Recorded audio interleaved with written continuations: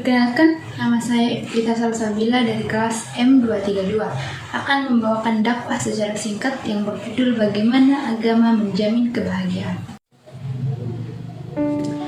Bismillahirrahmanirrahim. Assalamualaikum warahmatullahi wabarakatuh. Segala puji bagi Allah, Tuhan semesta alam, yang mana Allah telah menciptakan 7 lapis langit tanpa tiang, dan Allah menciptakan 7 lapis bumi tanpa gantungan, yang kita sebagai umat Nabi Muhammad SAW bernaung kepadanya. Tak lupa pula kita kirimkan salawat serta salam kepada junjungan besar kita Nabi Muhammad SAW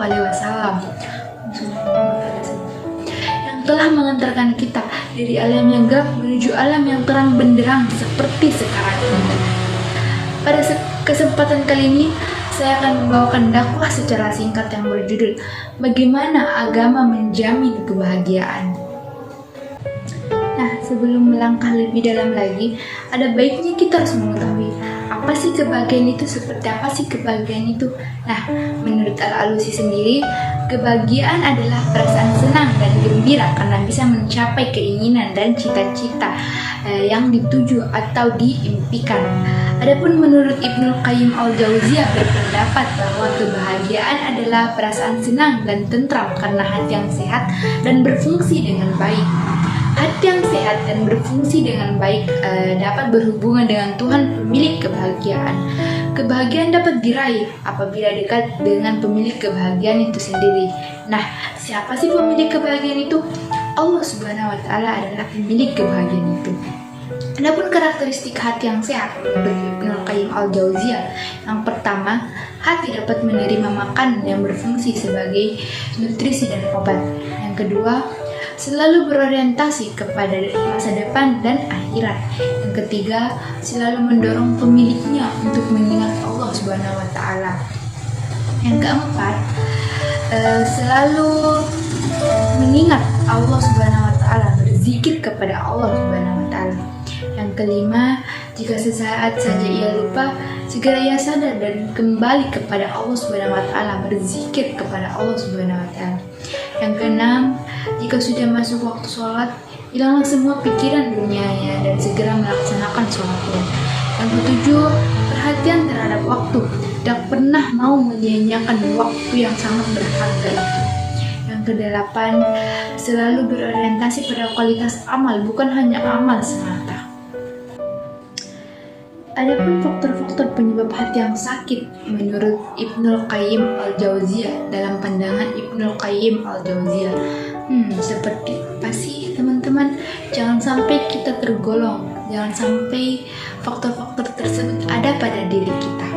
Kalaupun ada, segera hilangkan ya teman-teman. Nah, yang pertama, bergaul dengan orang-orang yang tidak baik. Yang kedua, berangan-angan. Yang ketiga, menggantungkan dirinya selain kepada Allah Subhanahu wa Ta'ala, menggantungkan dirinya kepada orang lain. Yang keempat, terlalu kenyang. Yang kelima, terlalu banyak tidur. Yang keenam, berlebihan dalam melihat hal-hal yang tidak berguna. Yang ketujuh itu berlebihan dalam berbicara. Dalam kitab Mizanul Amal, Al-Ghazali menyebutkan bahwa as-sa'adah, bahagia, terbagi menjadi dua. Yang pertama, bahagia hakiki, dan kedua, bahagia majazi. Nah, bahagia hakiki adalah bahagia ukhrawi, sedangkan bahagia majazi adalah bahagia duniawi. Nah, seperti apa sih bahagia ukhrawi dan seperti apa sih bahagia duniawi? Bahagia ukhrawi adalah bahagia yang bermodalkan dengan ilmu, iman, dan amal. Sedangkan bahagia duniawi adalah bahagia yang dapat diperoleh dari orang yang beriman dan dapat pula diperoleh dari orang yang tidak beriman. Nah, selanjutnya, adapun hal-hal yang dapat merusak jalan menuju kebahagiaan kita, teman-teman. Jangan sampai hal-hal tersebut merusak jalan menuju kebahagiaan kita. Adapun hal tersebut, yang pertama, bersikap sombong. Jangan sekali-sekali kita sampai bersikap sombong ya teman-teman, karena dapat merusak jalan menuju kebahagiaan kita. Yang kedua, kezaliman dan kebohongan. Jangan sampai karena kebohongan kita, jalan menuju kebahagiaan kita yang sudah di depan mata hancur sirna karena kebohongan kita sendiri. Yang ketiga, melakukan perusakan. Nah, yang keempat, lupa. Mudah lupa, pelupa dapat merusak kebahagiaan kita juga. Yang kelima, berbuat dosa. Jangan sekali-sekali kalian berbuat dosa, karena berbuat dosa itu dapat merusak jalan kebahagiaan kita. Padahal mungkin kebahagiaan kita sudah berada di depan mata, karena berbuat dosa alhasil hancur kebahagiaan kita hancur, padahal sudah berada di depan mata. Nah, yang terakhir itu sikap ragu dalam menerima kebenaran. Agama memberikan landasan komprehensif bagi kebahagiaan dengan mengajarkan nilai-nilai moral, etika, dan spiritualitas. Dalam agama, seseorang diajarkan untuk hidup dengan kasih sayang, keadilan, dan kebenaran, serta menciptakan dasar yang kuat untuk hubungan harmonis dengan sesama.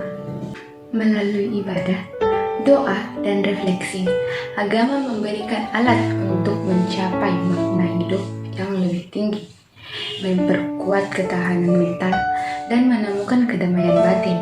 Agama juga mendorong kebijaksanaan dalam menggunakan harta dan kekayaan, serta mengajarkan pentingnya berbagi dengan mereka yang membutuhkannya. Dengan mengikuti ajaran agama, seseorang dapat mengatasi cobaan hidup dengan ketabahan dan optimisme. Kesadaran akan adanya tujuan hidup yang lebih besar memberikan pandangan lebih positif terhadap tantangan dan tentangannya. Dengan demikian, agama menciptakan fondasi holistik untuk kebahagiaan, tidak hanya dalam aspek spiritual, tapi juga dalam kehidupan sehari-hari dan hubungan dengan sesama manusia. Akhirnya kita sudah berada di penghujung dakwah kali ini, bagaimana agama menjamin kebahagiaan. Semoga teman-teman senantiasa untuk selalu berada di jalan Allah Subhanahu wa Ta'ala, sehingga teman-teman bisa mencapai kebahagiaan urawi maupun kebahagiaan duniawinya. Itulah tadi yang bisa saya sampaikan. Mohon maaf apabila ada kesalahan kata yang terucap. Wabillahi taufiq wal hidayah. Wassalamualaikum warahmatullahi wabarakatuh.